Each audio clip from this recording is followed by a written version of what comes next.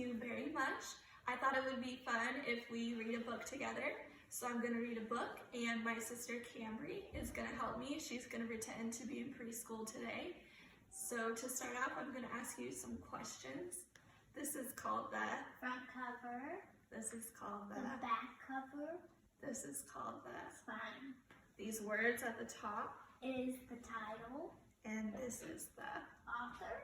So the title of our book today is I'll Pray Anyway, the story of Daniel.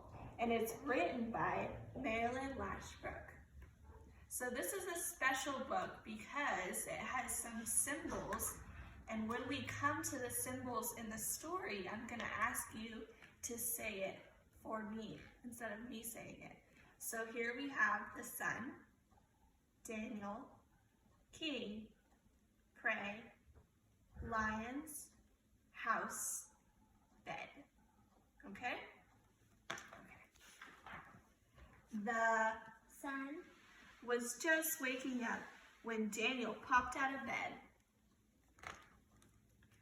Why was Daniel up so early? He wanted to pray. He prayed every day.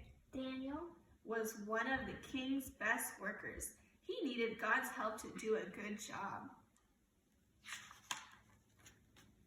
The king praised Daniel for all his good work. This made the other workers mad, so they decided to trick the king into signing a rule that would get Daniel into trouble. The king made a big mistake and signed the silly rule. It said anyone who prayed to God would be thrown into a den of lions, hungry lions with enormous teeth. Daniel heard about the rule.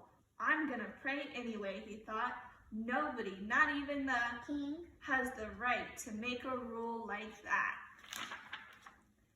Daniel went straight to his house and prayed. He knew God would hear. He knew God would help. The men who hated Daniel saw him praying. They could not wait to get him in trouble, so they went to the king and tattled. The king was sad. He felt bad.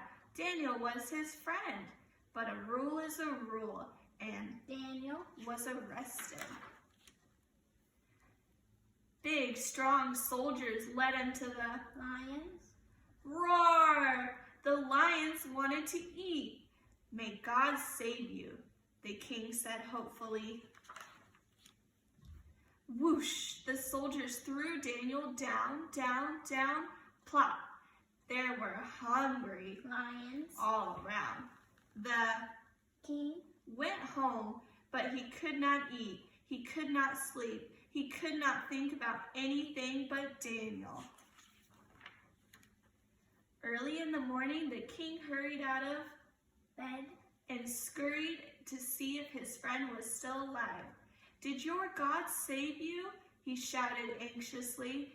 Then he waited for an answer. Yes, Daniel called out.